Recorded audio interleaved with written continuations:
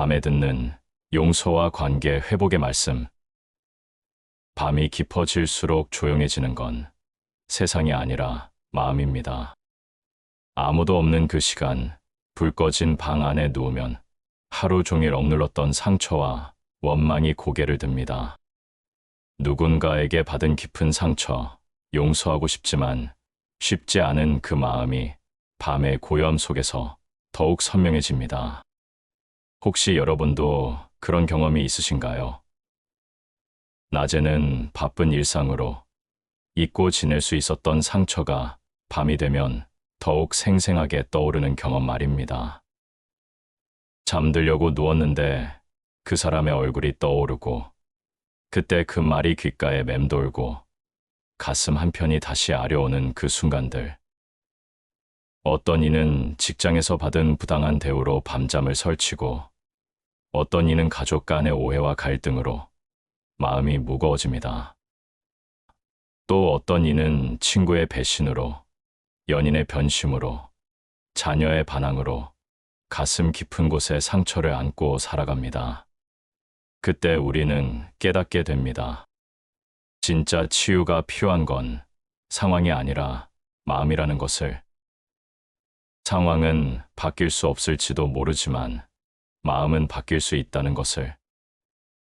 하지만 다행히도 하나님은 그 상처받은 마음을 가장 먼저 만지시는 분이십니다. 하나님은 우리의 아픔을 모르시는 분이 아닙니다. 우리보다 먼저 우리의 상처를 알고 계시고 우리보다 더 깊이 우리의 고통을 이해하고 계십니다.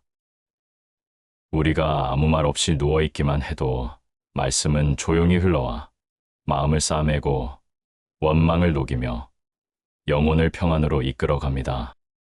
오늘 이 밤, 바로 그 말씀으로 여러분의 상처받은 마음을 덮어드리겠습니다.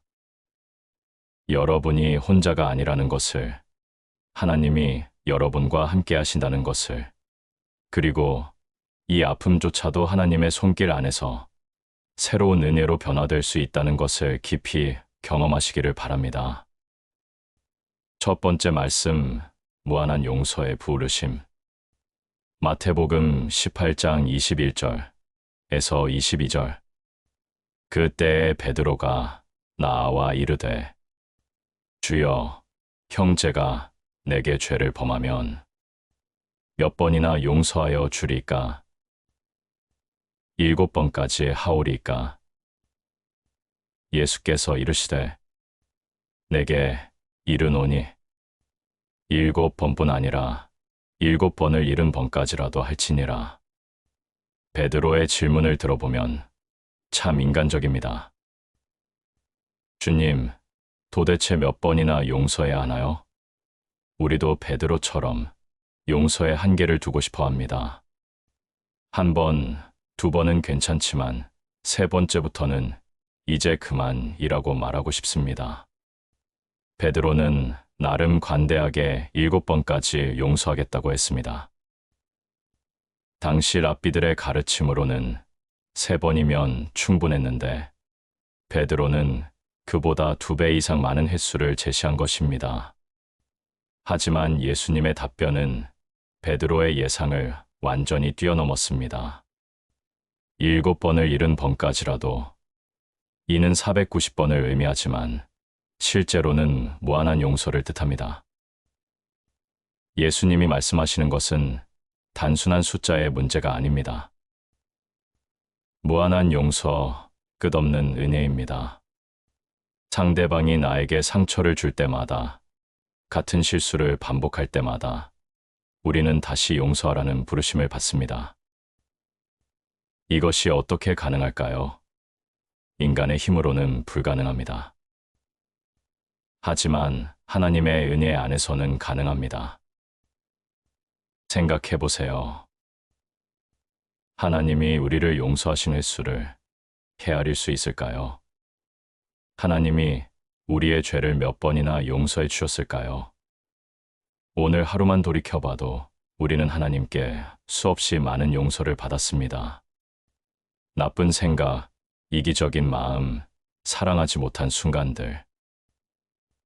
그 모든 것을 하나님은 참으시고 용서하고 계십니다. 밤이 되면 떠오르는 그 사람의 얼굴이 있으시죠.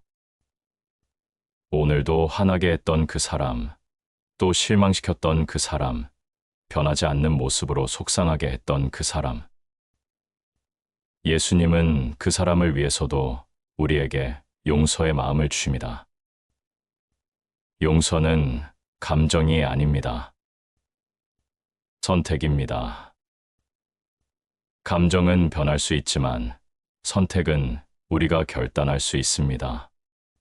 기분이 좋을 때만 용서하는 것이 아니라 기분이 나쁠 때도 용서하기로 선택하는 것입니다. 용서는 또한 상대방을 위한 것이기도 하지만 무엇보다 나를 위한 것입니다. 용서하지 않으면 우리 마음에 독이 쌓입니다. 원망과 분노가 우리 마음을 갉아먹고 우리의 평안을 빼앗아갑니다. 하지만 용서할 때 우리는 자유로워집니다. 오늘 밤 그 선택을 다시 한번 해보세요. 나를 상처 준 그 사람을 70번을 7번까지라도 용서하겠다고 마음에 결단해보세요. 주님, 저는 이 사람을 용서하기로 선택합니다. 제 감정이 따라오지 않아도 제 마음이 아직 아파도 저는 용서하기로 결단합니다. 그 순간 당신의 마음에 놀라운 평안이 찾아올 것입니다. 용서의 여정은 하루아침에 끝나지 않습니다. 어제 용서했던 사람을 오늘 또 용서해야 할 수도 있습니다. 그럴 때마다 다시 선택하세요. 이것이 바로 70번을 7번까지 용서한다는 뜻입니다. 두 번째 말씀, 하나님의 용서하심을 본받아. 에베소서 4장 31절에서 32절. 모든 악독과 노함과 분냄과 떠드는 것과 비방하는 것을 모든 악의와 함께 버리고 서로 친근하게 하며 불쌍히 여기며 서로 용서하기를 하나님이 그리스도 안에서 너희를 용서하심과 같이 하라. 사도 바울은 여기서 우리가 버려야 할 것들과 품어야 할 것들을 명확히 구분해서 말씀하고 있습니다. 먼저 버려야 할 것들을 보면 악독, 노함, 분냄, 떠드는 것, 비방하는 것, 모든 악에 이 모든 것들이 우리 마음에서 나가야 한다고 말씀합니다.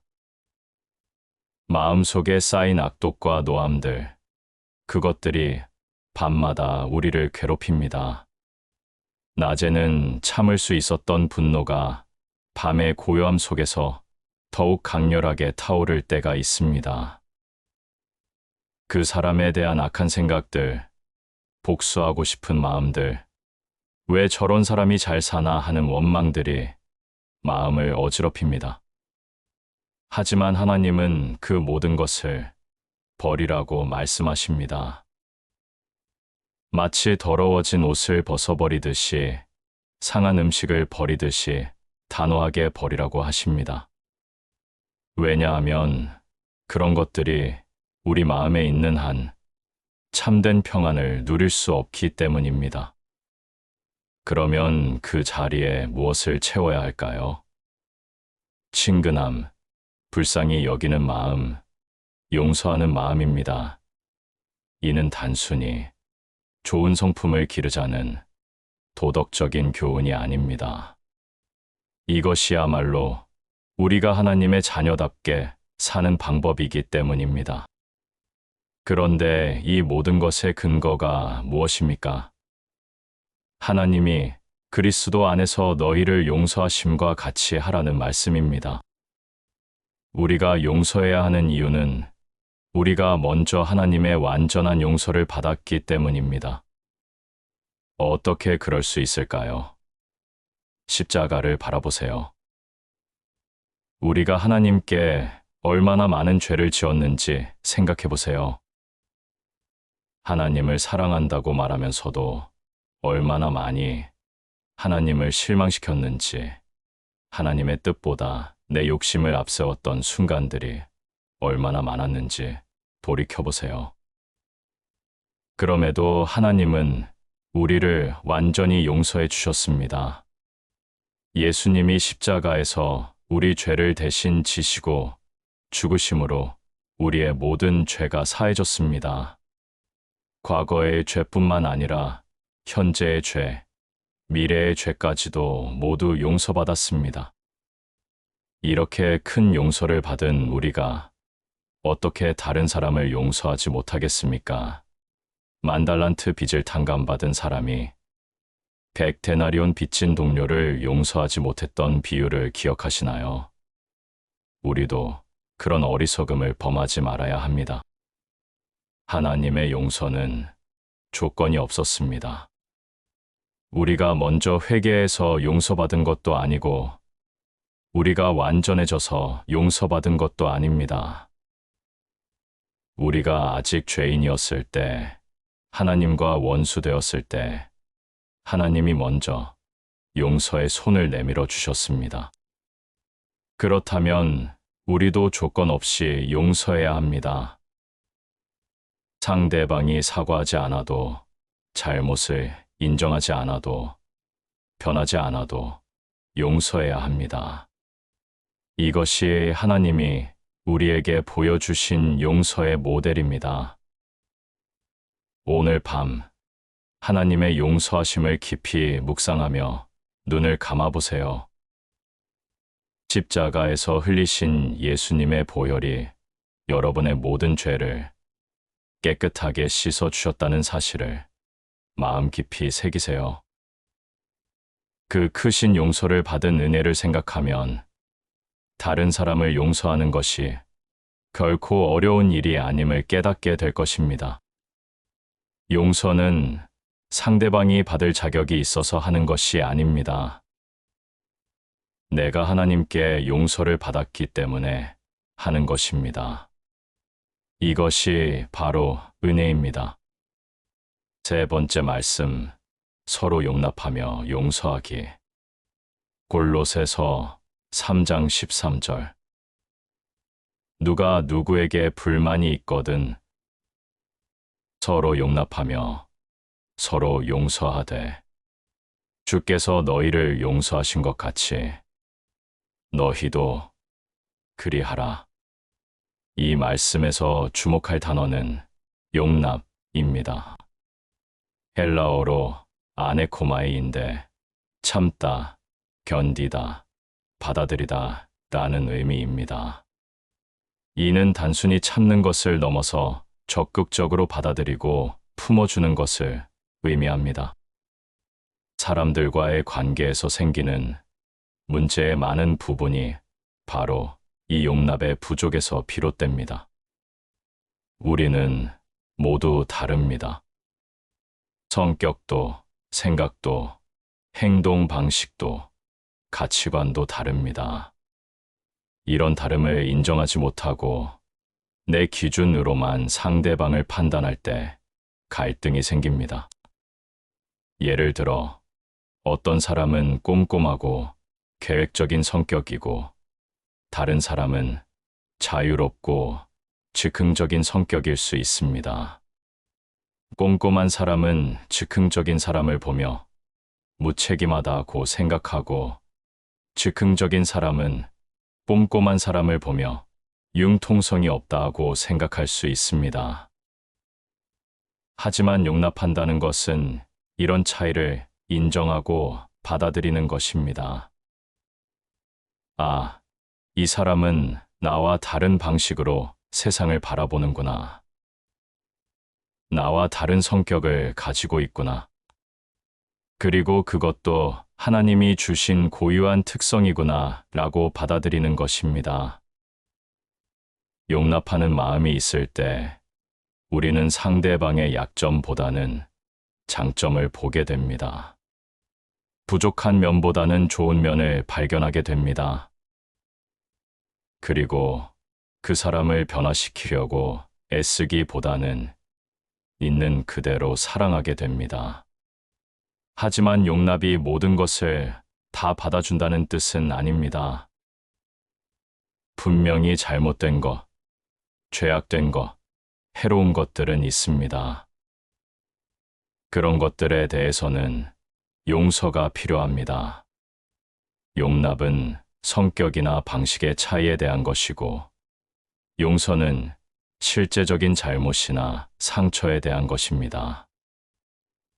누가 누구에게 불만이 있거든 이라는 말씀을 보면, 바울은 인간관계에서 불만이 생기는 것이 자연스러운 일이라고 전제합니다.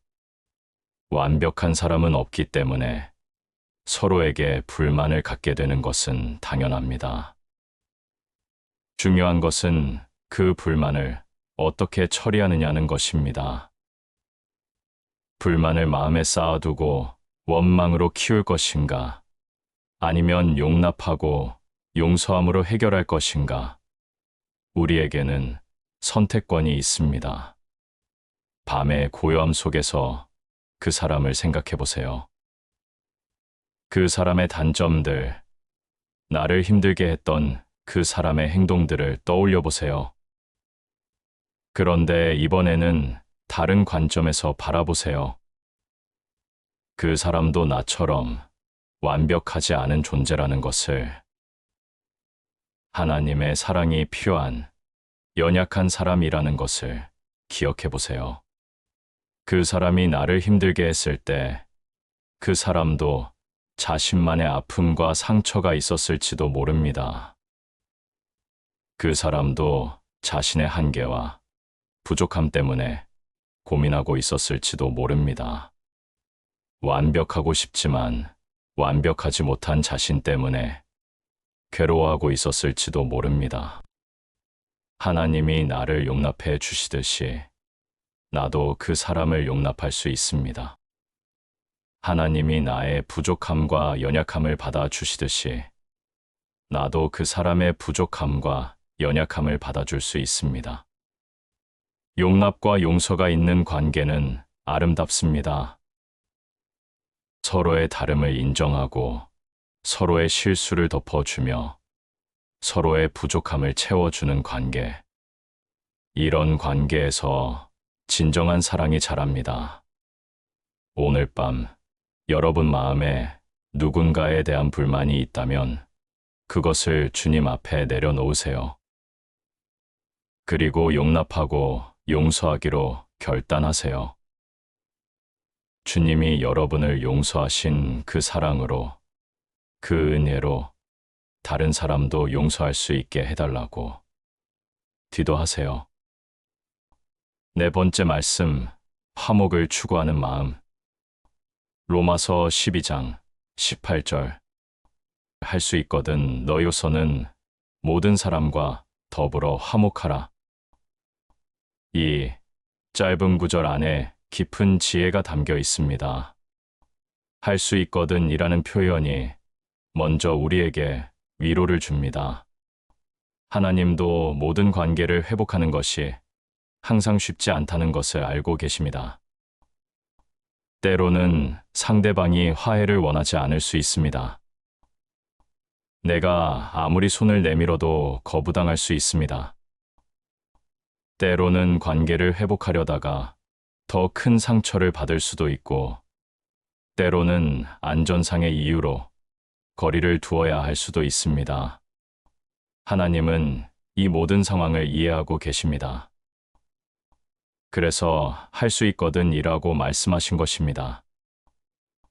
무리하지 말라는 뜻입니다. 불가능한 것을 강요하지 않으신다는 뜻입니다. 하지만 중요한 것은 너희로서는 이라는 표현입니다. 상대방이 어떻게 반응하든 상관없이 내가 할 수 있는 부분에서는 최선을 다해 화목을 추구하라는 뜻입니다. 그렇다면 내가 할 수 있는 일들은 무엇일까요? 첫째, 마음으로 먼저 용서하는 것입니다. 상대방이 사과하지 않아도, 잘못을 인정하지 않아도 나는 마음으로 먼저 용서할 수 있습니다. 이것은 전적으로 내 선택의 영역입니다. 둘째, 상대방을 위해 기도하는 것입니다.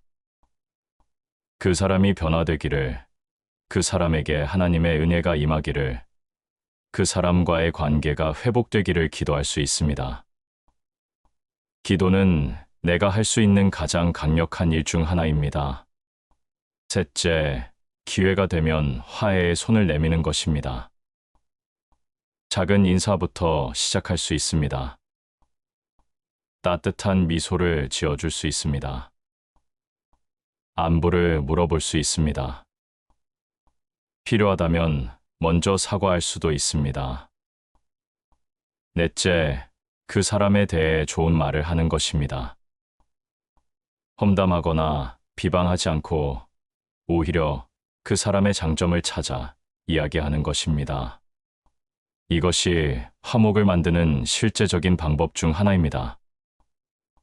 다섯째, 보복하지 않는 것입니다.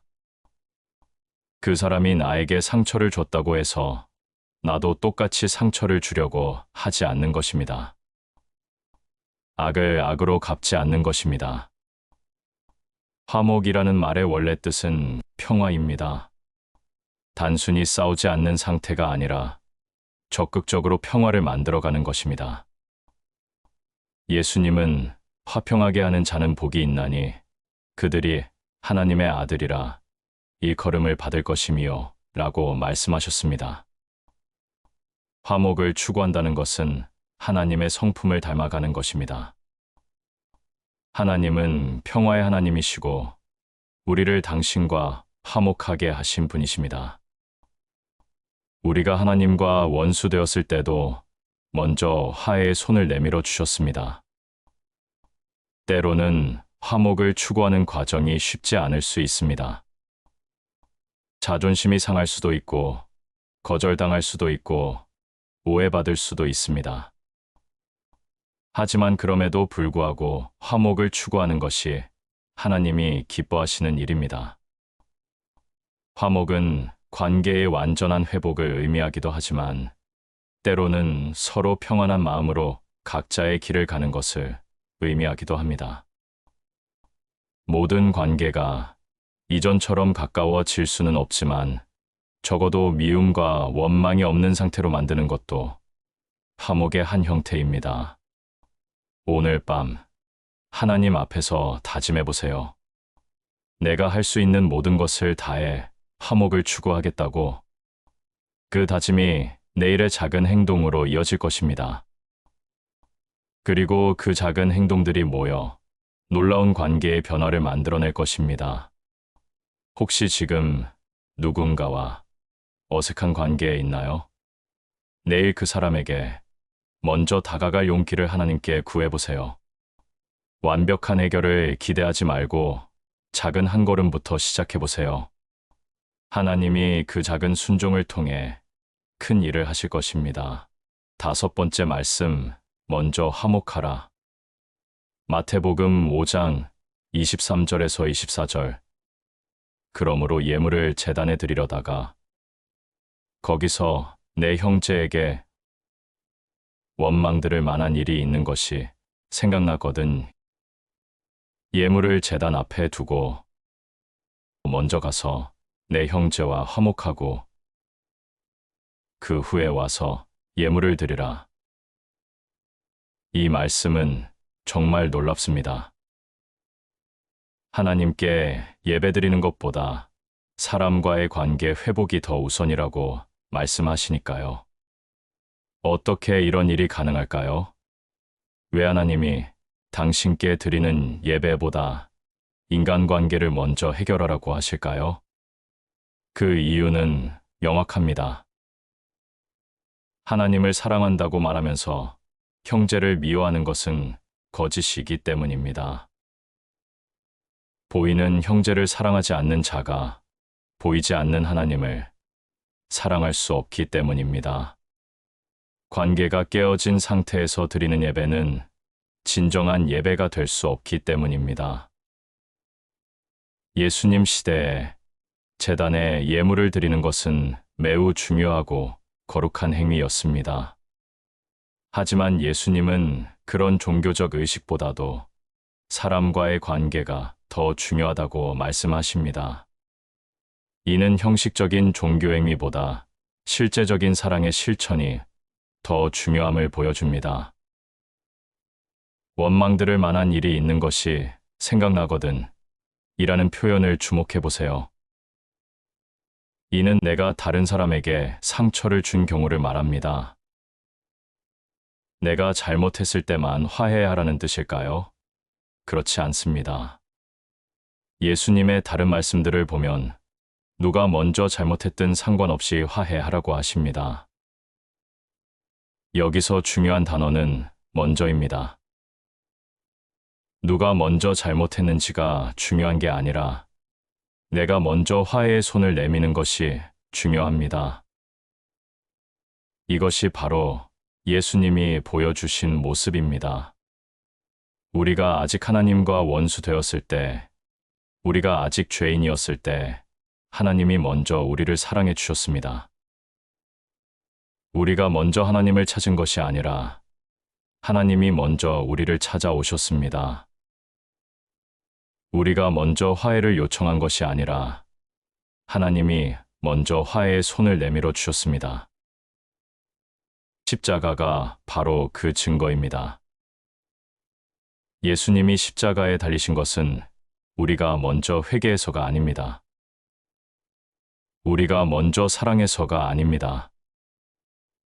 하나님이 먼저 우리를 사랑하셔서 먼저 화해의 길을 마련해 주신 것입니다. 그렇다면 우리도 먼저 화해의 손을 내밀어야 합니다. 내가 왜 먼저 해야 하지? 라는 생각이 들 수 있습니다. 하지만 그것이 바로 예수님이 우리에게 보여주신 사랑의 방식입니다. 먼저 화해한다는 것은 용기가 필요한 일입니다. 거절당할 수도 있고, 오해받을 수도 있고, 자존심이 상할 수도 있습니다. 하지만 그 용기를 낼 때 놀라운 일들이 일어납니다. 상대방도 사실은 화해하고 싶었을지도 모릅니다. 상대방도 먼저 다가오고 싶었지만 용기가 없었을지도 모릅니다. 내가 먼저 손을 내밀 때 상대방의 마음이 열릴 수 있습니다. 화해는 완벽한 말이나 행동에서 시작되는 것이 아닙니다. 작은 관심, 따뜻한 미소, 안부를 묻는 한마디에서 시작될 수 있습니다. 안녕하세요. 어떻게 지내세요? 건강하세요 같은 간단한 인사말도 화해의 첫걸음이 될 수 있습니다. 때로는 직접 사과하는 것이 필요할 수도 있습니다. 제가 잘못했습니다. 상처를 드려서 죄송합니다. 다시 좋은 관계를 맺었으면 합니다. 같은 솔직한 말들이 관계를 회복시킬 수 있습니다. 중요한 것은 진정성입니다. 형식적인 사과나 억지로 하는 화해는 오히려 관계를 더 악화시킬 수 있습니다. 진심으로 관계를 회복하고 싶은 마음, 상대방을 이해하고 받아들이고 싶은 마음이 있어야 합니다. 오늘 밤, 혹시 마음에 떠오르는 사람이 있다면 그 사람을 위해 기도해 보세요. 내일 그 사람에게 먼저 다가갈 용기를 달라고 기도해 보세요. 하나님이 화해의 길을 열어주시고 두 사람의 마음을 준비시켜 주실 것입니다. 예배보다 화해가 먼저라고 하신 예수님의 말씀을 기억하세요. 하나님은 우리가 서로 사랑하며 화목하게 지내는 것을 보시며 기뻐하십니다. 깨어진 관계가 회복될 때 하늘에서 큰 기쁨이 있습니다. 시편 34편 18절 여호와는 마음이 상한 자에게 가까이 하시고 중심에 통회하는 자를 구원하시느니라. 이 말씀은 용서하기 어려운 상황에 있는 우리에게 큰 위로가 됩니다. 용서하려고 해도 힘이 없을 때가 있습니다. 상처가 너무 깊어서 도저히 용서할 수 없을 것 같은 때가 있습니다. 배신이 너무 크고, 아픔이 너무 깊고, 상처가 너무 생생해서 용서는커녕 생각만 해도 마음이 다시 아픈 때가 있습니다. 그런 우리를 하나님이 그냥 두지 않으십니다. 오히려 그런 때일수록 하나님이 더 가까이 다가오십니다. 마음이 상한 자에게 가까이 하신다고 했습니다. 상처받고 아픈 사람을 하나님이 특별히 돌보신다는 뜻입니다. 가까이 하신다는 말의 히브리어 카로브는 단순히 물리적으로 가까이 있다는 뜻이 아닙니다. 친밀하게 동행하신다, 깊이 돌보신다, 세심하게 관심을 기울이신다는 의미입니다. 마치 어머니가 아픈 자녀를 돌보듯이 하나님이 상한 마음을 가진 우리를 돌보신다는 뜻입니다. 우리는 종종 상처받았을 때 하나님이 멀리 계신 것처럼 느낍니다. 하나님, 어디 계신가요? 왜 이런 일이 일어나도록 허락하셨나요? 왜 저를 도와주지 않으시나요? 하며 절망하기도 합니다. 하지만 성경은 정반대의 진실을 말합니다. 우리가 상할 때 하나님이 더욱 가까이 계신다고 말입니다. 하나님은 우리의 아픔을 모르시는 분이 아닙니다. 예수님은 이 땅에 오셔서 온갖 고통을 경험하셨습니다. 친구들에게 배신당하는 아픔, 사람들에게 오해받는 고통, 사랑하는 사람들에게 거절당하는 상처를 모두 경험하셨습니다. 예수님은 십자가에서 나의 하나님, 나의 하나님, 어찌하여 나를 버리셨나이까 라고 외치셨습니다. 이는 완전한 절망과 고립감의 표현입니다. 예수님도 인간의 가장 깊은 고통을 맛보셨기 때문에 우리의 아픔을 이해하실 수 있습니다. 그래서 히브리서는 우리에게 있는 대제사장은 우리의 연약함을 동정하지 못하실 이가 아니요 모든 일에 우리와 한결같이 시험을 받은 이로되 죄는 없으시니라고 말씀합니다. 예수님은 우리의 아픔을 동정하실 뿐만 아니라 실제로 경험하신 분입니다. 중심에 통회하는 자를 구원하신다는 말씀도 중요합니다. 통회는 단순한 슬픔이 아니라 깊은 회개와 겸손한 마음을 의미합니다. 용서할 힘이 없는 자신의 연약함을 인정하고 하나님의 도움이 필요함을 고백하는 마음입니다. 용서할 힘이 없다면 솔직하게 하나님께 고백하세요. 주님, 저는 용서하고 싶지만 힘이 없습니다. 마음이 너무 아픕니다. 상처가 너무 깊습니다. 저 혼자서는 용서할 수 없습니다. 주님이 도와주세요. 저에게 용서할 수 있는 마음을 주세요. 이런 기도를 하나님이 가장 기뻐하십니다. 우리가 강한 척하지 않고 완벽한 척하지 않고 솔직하게 연약함을 고백할 때 하나님의 능력이 우리 안에서 완전해집니다. 하나님은 우리의 연약함을 정죄하지 않으십니다. 오히려 우리의 연약함을 통해 당신의 능력을 나타내십니다. 우리가 할 수 없는 것을 하나님이 하십니다. 우리가 용서할 수 없는 사람을 하나님이 용서하게 하십니다. 이 과정은 하루아침에 이루어지지 않을 수 있습니다. 때로는 오랜 시간이 걸릴 수 있습니다. 하지만 하나님은 참으시고 기다리십니다. 우리의 속도에 맞춰 조금씩 단계별로 치유해 나가십니다. 어떤 날은 용서할 수 있을 것 같고 어떤 날은 다시 원망이 올라올 수 있습니다. 그래도 괜찮습니다. 하나님은 우리의 감정의 변화를 이해하십니다. 중요한 것은 포기하지 않는 것입니다. 계속해서 하나님께 나아가는 것입니다. 하나님의 치유하심은 완전합니다. 시간이 지나면서 우리는 놀라운 변화를 경험하게 됩니다. 미워했던 사람을 불쌍히 여기게 되고, 원망했던 사람을 위해 기도하게 되고, 피하고 싶었던 사람과 화해하게 됩니다. 이 모든 변화가 우리 자신의 노력으로 이루어지는 것이 아닙니다. 상한 마음에 가까이 오신 하나님의 은혜로 이루어지는 것입니다. 하나님이 우리 마음을 만지시고 치유하시고 새롭게 하시는 것입니다. 오늘 밤 혹시 상한 마음을 품고 계시다면 그 마음을 하나님께 드리세요. 아픈 감정들, 쓰라린 기억들, 용서할 수 없다는 생각들을 모두 주님 앞에 쏟아놓으세요.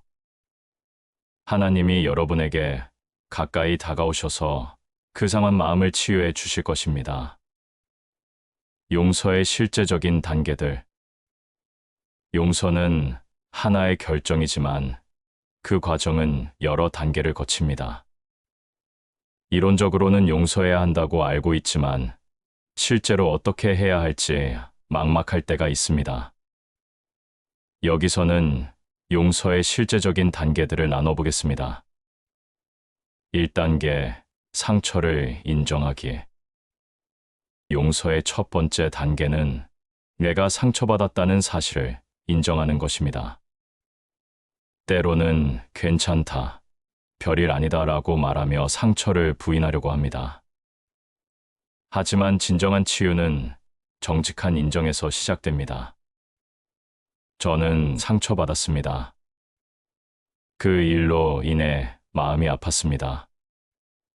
그것이 제게는 중요한 일이었고, 그래서 더욱 상처가 되었습니다. 이렇게 솔직하게 인정하는 것이 필요합니다. 2단계, 감정을 표현하기. 억압된 감정은 독이 됩니다. 화가 나면 화가 난다고, 슬프면 슬프다고, 실망했으면 실망했다고 표현하는 것이 건강합니다. 물론 상대방에게 직접 화를 내라는 뜻은 아닙니다. 하나님께 신뢰할 수 있는 사람에게 혹은 일기에 자신의 감정을 표현할 수 있습니다. 3단계, 용서하기로 결정하기. 감정이 정리되면 이제 의지적으로 용서하기로 결정해야 합니다. 저는 이 사람을 용서하기로 선택합니다. 제 감정이 아직 따라오지 않더라도 저는 용서하기로 결단합니다. 이것은 한 번에 끝나는 것이 아니라 매일 새롭게 선택해야 할 수도 있습니다. 4단계, 복수하지 않기. 용서의 실제적인 표현 중 하나는 복수하지 않는 것입니다. 그 사람을 해치려고 하지 않고, 나쁜 소문을 퍼뜨리지 않고, 보복하려고 하지 않는 것입니다. 원수 갚는 것이 내게 있으니 내가 갚으리라 고하신 하나님께 맡기는 것입니다. 5단계, 선한 것으로 대하기. 용서의 최고 단계는 상대방에게 선한 것으로 대하는 것입니다. 기회가 되면 도움을 주고 그 사람을 위해 기도하고 그 사람의 필요를 채워주는 것입니다.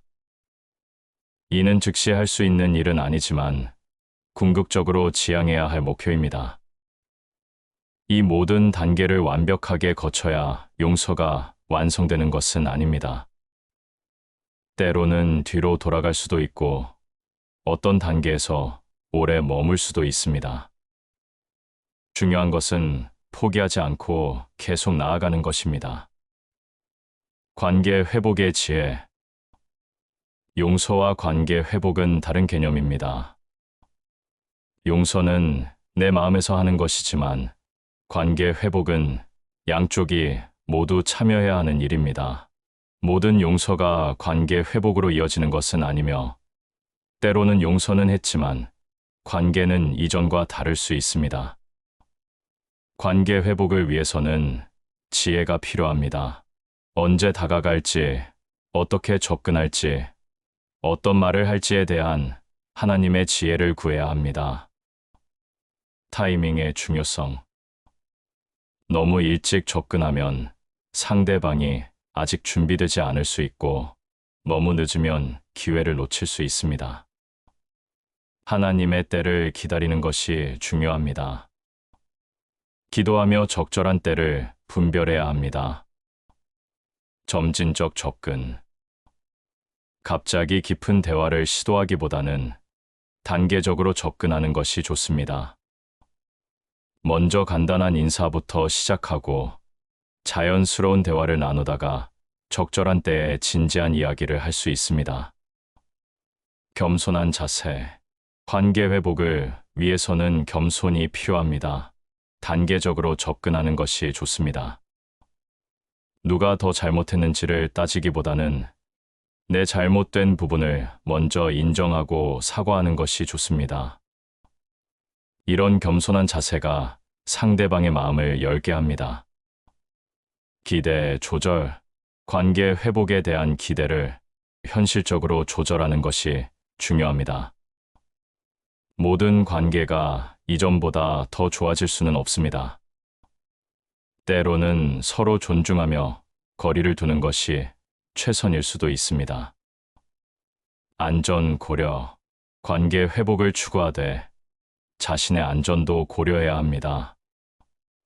단계적으로 접근하는 것이 좋습니다. 학대나 폭력이 있었던 관계에서는 무조건적인 회복보다는 안전한 거리에서의 용서가 필요할 수 있습니다. 용서가 가져오는 변화. 깊은 밤 고요함 속에서 우리 마음은 가장 솔직해집니다. 낮 동안 억눌렀던 감정들이 떠오르고 때로는 무거운 원망들이 밀려옵니다. 하지만 그 속에서도 하나님은 우리 마음을 새롭게 하시는 일을 멈추지 않으십니다. 말씀은 단순한 소리가 아니라 우리의 마음과 생각을 변화시키는 능력입니다. 잠들기 전 듣는 하나님의 말씀은 우리 영혼 깊은 곳에 심겨져 내일의 관계와 생각에 놀라운 변화를 일으킵니다. 마음의 변화. 용서하지 못하던 마음이 용서하는 마음으로 바뀝니다. 원망하던 시선이 이해하는 시선으로 바뀝니다. 피하고 싶던 사람이 품고 싶은 사람으로 바뀝니다. 이 모든 변화가 하나님의 말씀이 가진 놀라운 능력입니다. 말의 변화. 차가웠던 말이 따뜻한 말로 바뀝니다. 날카로운 비판 대신 부드러운 격려를, 냉소적인 말 대신 희망적인 말을 하게 됩니다. 입에서 나오는 말이 바뀌면 관계도 바뀝니다. 행동의 변화. 복수하고 싶던 생각이 축복하고 싶은 생각으로 바뀝니다. 그 사람이 잘 되기를 바라는 마음, 행복하기를 원하는 마음이 생깁니다. 이런 마음은 자연스럽게 선한 행동으로 이어집니다. 관계의 변화. 닫혔던 마음이 열린 마음이 됩니다. 다시 사랑할 수 있는 용기, 다시 신뢰할 수 있는 힘이 생깁니다. 깨어진 관계들이 회복되고 새로운 관계들이 시작됩니다. 영적 성장. 용서를 통해 우리는 하나님의 마음을 더 깊이 이해하게 됩니다.